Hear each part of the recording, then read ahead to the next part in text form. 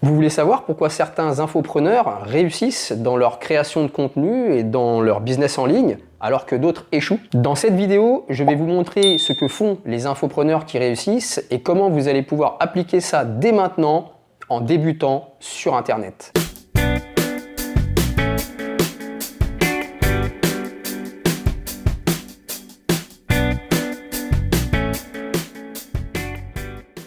Salut, c'est Karim et bienvenue sur la chaîne Infopreneur IA qui aide les aspirants infopreneurs et infopreneurs un peu plus avancés, mais qui n'ont pas de résultats dans tous les cas, donc qui sont au début quand même, à créer leur business en ligne autour de leurs compétences, de leur savoir-faire, connaissances, expertise éventuelle, que ce soit professionnelle ou non, et surtout à la transformer en une offre qu'on appelle high ticket, c'est-à-dire une offre haut de gamme, une offre premium. Mais je vous explique aussi comment vous assister de l'intelligence artificielle pour faire ça beaucoup plus efficacement. J'ai commencé en 2019, j'ai commencé sur le fitness avec un site et une chaîne qui s'appelait Muscle ta forme. Bon, le nom, franchement, j'en ai un petit peu honte maintenant, mais à l'époque, ça me paraissait une bonne idée. On essaye, on teste, et puis voilà. Ensuite, je suis allé sur la chaîne et le site internet qui correspondait à la course à pied qui s'appelait Bien Courir, qui par la suite est devenu Capitaine Running.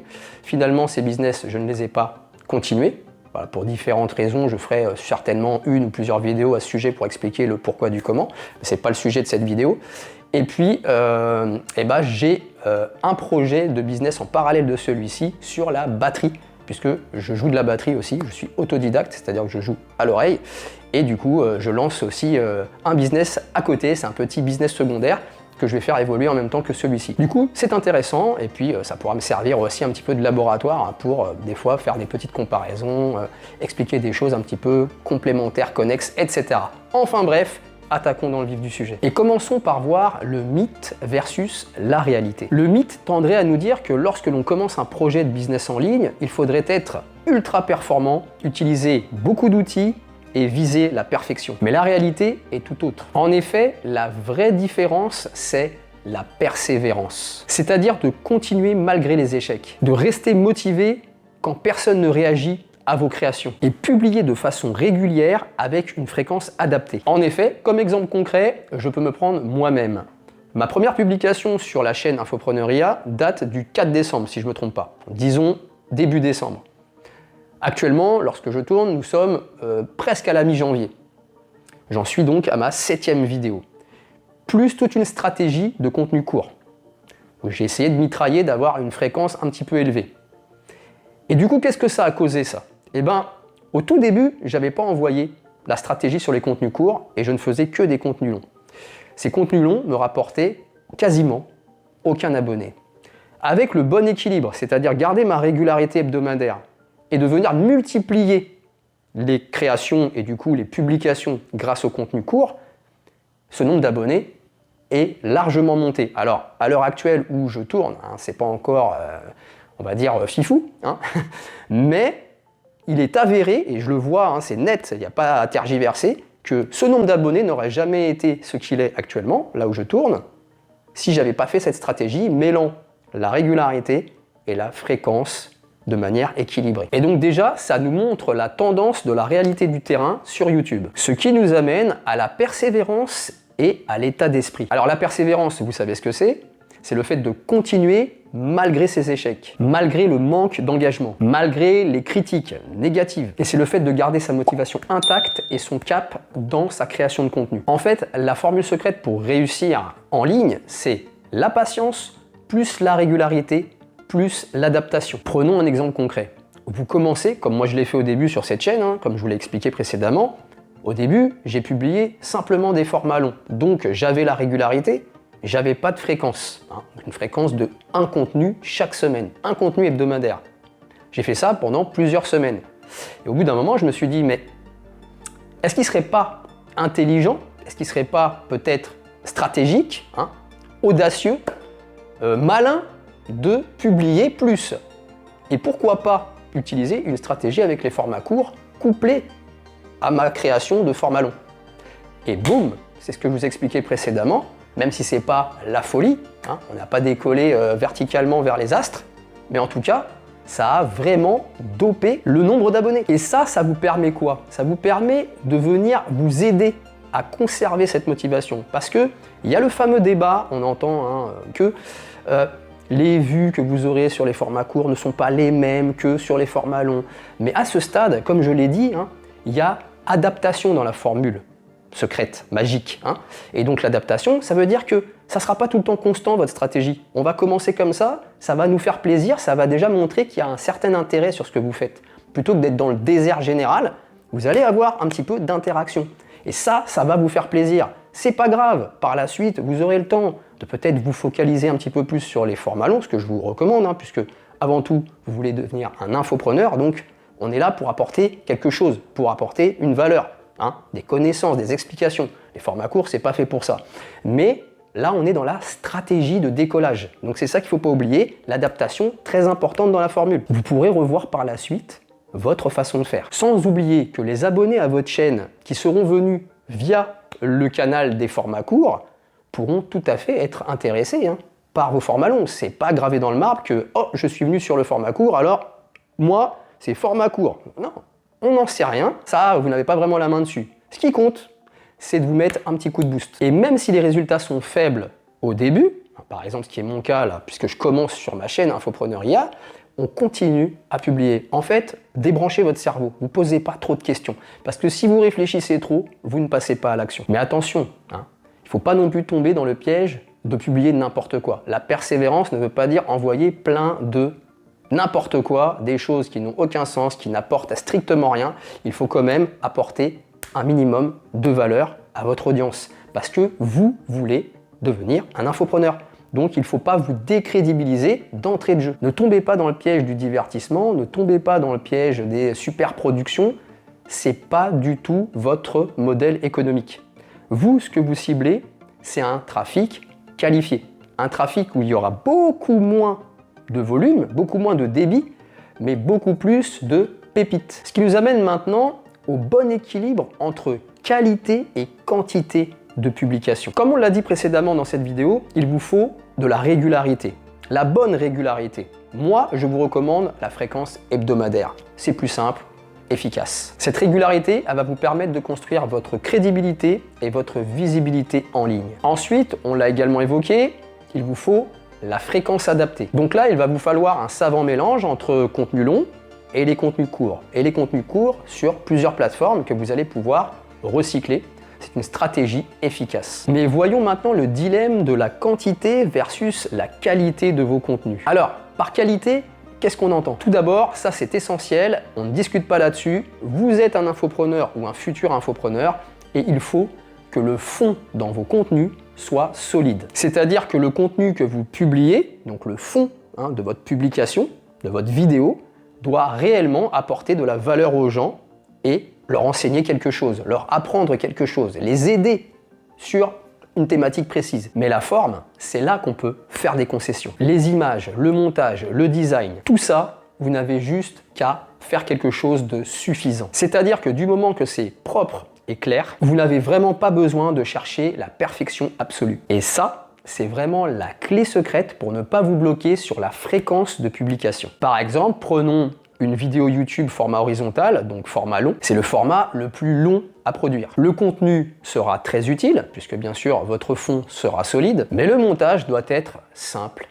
clair, un très bon son, très important, plus que l'image, et une image correcte. Voilà le savant mélange, par exemple, pour une publication de vidéos longues sur YouTube. Et ce format long bien équilibré, vous allez pouvoir le recycler en format court, bien sûr, en faisant les modifications nécessaires pour adapter aux différentes plateformes. Envoyez et vous allez vous perfectionner avec le temps, avec les semaines et les mois et les années bien sûr. N'oubliez pas que dans la formule secrète magique, patience, régularité et adaptation. Donc vous aurez le temps après d'améliorer, de perfectionner tout ça. J'en ferai une vidéo à part entière. Donc petite astuce pour ne pas discuter avec vous-même et commencer à tergiverser, à vous trouver des excuses, planifiez votre fréquence de publication hebdomadaire. Aussi simple que de se brosser les dents, manger, aller aux toilettes, vous savez que vous devez publier X fois avec le mélange équilibré format long, format court. Moi parfois, j'ai pas envie, et je le fais quand même. Là par exemple actuellement, je suis en train de tourner. Est-ce que vous pensez que juste avant là, j'avais envie? Eh ben, je vais vous dire un truc, je crois que c'est la vidéo que j'avais le moins envie de tourner depuis le début. C'est pas grave, on y va quand même. Et maintenant, abordons la stratégie derrière le contenu. Alors, comme je l'avais déjà évoqué dans la vidéo, il ne vous faut pas publier pour publier. Ça n'a aucun intérêt et vous allez surtout vous décrédibiliser. Pourquoi, me direz-vous? Eh ben, c'est une excellente question, parce que si vous publiez pour publier, sans intention, sans énergie, sans envie, sans motivation, ça va se ressentir. Et vous allez juste vous décrédibiliser. Peut-être que votre forme ne sera pas déjà terrible, surtout en attaquant, mais en plus votre fond sera plat, sera creux, sera inutile. Au contraire, chaque contenu que vous postez doit enseigner, informer, inspirer. Bref, il faut que ça apporte une valeur à vos visiteurs, à votre audience. Et n'oubliez pas, avant tout, que votre projet en ligne, c'est d'être infopreneur. Donc, vous devez préparer la confiance nécessaire à votre future offre premium. Alors, je m'explique. Comme je vous l'avais mentionné précédemment dans cette vidéo, on va adopter une stratégie de recyclage de contenu. C'est ce qui est le plus efficace pour avoir le bon équilibre entre la régularité et la fréquence de publication, bien sûr qualitative, puisque votre matière de base le sera. Ça sous-entend donc qu'on va retailler proprement les passages de votre vidéo longue pour pouvoir ensuite les poster sur les différentes plateformes de contenu court, YouTube Short, Instagram Reels et les vidéos courtes sur TikTok. Mais ça sous-entend également que l'on va faire très attention de ne pas laisser les incrustations et les appels à l'action inadaptés à la plateforme sur laquelle on va poster. Je prends un exemple, sur votre vidéo longue format horizontal, vous allez avoir une incrustation avec un appel à l'action pour vous abonner à la chaîne YouTube, comme maintenant. Donc n'hésitez pas à le faire et à me laisser un petit like. Je vous remercie d'avance. Et du coup, ce genre d'incrustation et d'appel à l'action, vous vous doutez bien que si vous le laissez sur TikTok et sur Instagram, c'est pas bon du tout. N'oubliez pas que toutes ces plateformes fonctionnent avec un algorithme. Et cet algorithme n'aimera probablement pas un contenu qui n'a pas été fait spécifiquement pour sa plateforme. Alors comme justement, nous, on est intelligent et on recycle notre contenu, on va au moins faire en sorte de faire le travail nécessaire pour que ce contenu soit le plus spécifique possible à la plateforme, tout en nous laissant la capacité d'avoir cette fréquence et cette facilité dans la création, dans la production, puisqu'on va utiliser notre contenu long pour pouvoir ensuite en faire plusieurs contenus courts qu'on publiera plusieurs fois par semaine. Et enfin, quand je parlais d'adapter le format à la plateforme sur laquelle vous publiez, ça va être dans l'objectif de chacune de vos publications. Par exemple, les YouTube version longue, donc les vidéos classiques, ça c'est pour des explications, des tutoriels détaillés. Au contraire, les formats courts seront pour le gain de visibilité plus rapide. Donc en synthèse, on n'oublie pas, le fond de vos publications est prioritaire, il en va de votre crédibilité d'infopreneur ou de futur infopreneur, et la forme doit être correcte de manière à ne pas vous bloquer sur la régularité et la fréquence de publication. Ce qui nous amène maintenant dans les erreurs qui font échouer les infopreneurs qui se lancent dans leur création de contenu. Alors tout d'abord, le classico-classique, publier de façon irrégulière et abandonner trop rapidement. Deuxième erreur qui est aussi pas mal un classico-classique, c'est le fait de chercher la perfection absolue dans chaque publication. Ça bloque directement sur la régularité et encore plus sur la fréquence de publication. La troisième erreur, alors celle-là, c'est une tentation qui revient très souvent chez les infopreneurs qui se lancent et qui se perdent un petit peu dès le départ en se laissant alpaguer parce qu'ils voient un petit peu partout, ça et là, sur les plateformes notamment dédiées au format court, et qui se disent ça a l'air de marcher, ça a l'air de marcher, pourquoi je ne ferais pas moi aussi ce genre de vidéo? Vous savez, le genre de vidéo totalement débile, dénué de toute valeur, où on va venir poser son cerveau et scroller pendant des heures. Voilà, donc on va se laisser entraîner là-dedans par facilité en se disant ok, pourquoi je ferais pas ça? Erreur fatale, parce que vous êtes un infopreneur ou un futur infopreneur. Vous voulez vous crédibiliser, vous voulez créer une communauté, vous voulez créer la confiance, vous voulez vendre votre offre. Et plus précisément, c'est ce que je vous enseigne ici, vendre votre offre premium. C'est pas en faisant du contenu totalement débile, du contenu en mode fast-food. C'est pas ça du tout. On n'oublie pas, le fond reste prioritaire. Et donc, cette troisième erreur consiste à oublier ça, à sacrifier le fond en se disant je publie un peu n'importe quoi. Parce que détrompez-vous, mais si ce genre de contenu vous semble être ultra populaire, en réalité, la conversion derrière est nulle. C'est juste ce qu'on appelle des vanity metrics. Ça fait plaisir, on a plein de vues, on a plein de choses comme ça, mais au final, il y a zéro engagement. Les gens ne vous connaissent pas, les gens ne s'intéressent pas à vous, à ce que vous faites, à ce que vous proposez. Or, pour vous, en tant qu'infopreneur, futur infopreneur, ce qui compte, c'est vous. C'est la valeur que vous allez enseigner. Et ces gens-là, ils n'en ont rien à faire. Ça, il faut se le rappeler avant de rentrer dans ce piège. Et je tiens à faire une petite mention spéciale dans cette troisième erreur à l'utilisation abusive et massive de l'intelligence artificielle. Ceux qui utilisent cet outil, qui est un excellent outil, à tout va, sans aucune limitation, vous êtes sûr que vous allez directement, direction les contenus complètement pourris, dénués de toute valeur. Donc arrêtez ça tout de suite. N'oubliez pas que l'IA, c'est un assistant. Un super assistant, mais ce n'est pas votre remplaçant. Et bien sûr, je parle ici de l'IA générative, les fameux LLM comme les ChatGPT, Gemini, Perplexity, etc. Et enfin, une quatrième erreur que j'ai repérée, et qui est un grand classique également, c'est se comparer aux autres, parce que ça va vous faire perdre toute motivation. Et surtout, que l'on a souvent tendance à se comparer à ceux qui sont au sommet de l'Everest, alors que nous, on est dans les égouts. Donc, on reste réaliste, on inspire un bon coup, on se pose pas trop de questions, et on applique ces stratégies que je suis en train de vous expliquer ici dans cette vidéo. Donc pour finir, retenez bien la formule secrète finale de la réussite. L'équation est la suivante.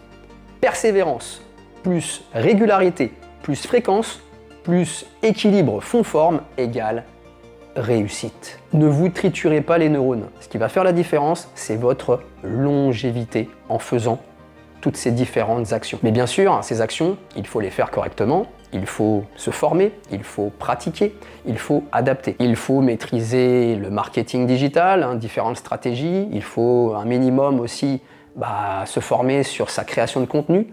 Bref, il va vous falloir quand même développer un panel de compétences. Et vous pouvez même vous former en commençant en parallèle. Du moment que vous maîtrisez votre compétence, que vous avez une compétence, alors bien sûr, vous pouvez également vous former sur celle-ci en parallèle, mais il faut garder à l'esprit que vous aurez quand même beaucoup de travail. C'est quand même mieux si vous pouvez déjà partir avec votre fond bien à vous et après vous former sur les choses à faire, on va dire entre guillemets l'aspect mise en place, création, qui va vous permettre ensuite d'être beaucoup plus efficace que si vous avez en plus la compétence à apprendre. Donc moi je recommande de partir bien sûr de votre compétence que vous aurez validée bien sûr au préalable pour être sûr que vous ne partez pas comme ça à l'aveuglette.